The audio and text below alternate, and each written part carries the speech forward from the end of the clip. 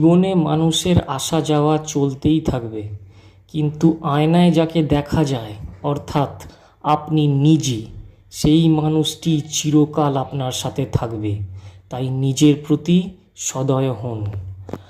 আমরা দেখা যায় যতটা না নিজের কথা ভাবি, নিজেকে ভালোবাসি, ততটা থেকেও বেশি আমরা অপরজনের কথা চিন্তা করি, অপর কোনো মানুষের কথা চিন্তা করি।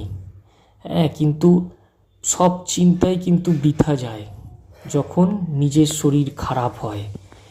একবার যখন তুমি বিছানায় শয্যাশায়ী হবে বা কোনো রোগ হবে, তখন কিন্তু তুমি আফসোস করবে।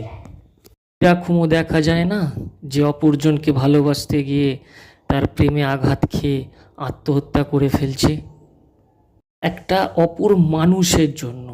মানুষ জীবনে আসবে যাবে, মানুষ জীবনে আসবে যাবে, কিন্তু তুমি যে নিজে রয়েছো তার যত্ন তোমাকে নিতে হবে। সে কিন্তু আর আসবে যাবে না। বোঝাতে পারা গেল?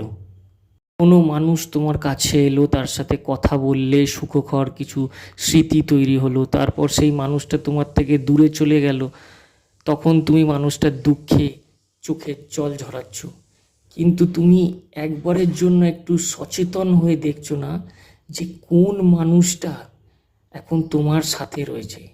আয়নার সামনে যাও, গিয়ে দাঁড়াও, দাঁড়িয়ে যে মানুষটাকে দেখতে পাবে সেই এখন বর্তমানে তোমার সাথে রয়েছে, আর ভবিষ্যতেও তোমার সাথে থাকবে। আর যখন বৃদ্ধ বয়স হবে, মৃত্যুর সময়তেও তোমার সাথে থাকবে, একেবারে শেষ নিঃশ্বাস ত্যাগ করা আগ পর্যন্ত। আর ঠিক সেই কারণেই আগে নিজের যত্ন নিতে শেখো, কারণ তুমি যদি নিজের যত্ন না নিতে জানো, তাহলে তুমি অপরজনের যত্ন কোনো দিনও নিতে পারবে না। কিভাবে নেবে? তুমি নিজেকেই নিজের আপন বানাতে পারলে না, তো অপরজনকে তুমি কি করে আপন বানিয়ে ফেলবে রাতারাতি? তাই আগে নিজের হও, তারপর অন্যজনের হবে। আগে নিজের হও।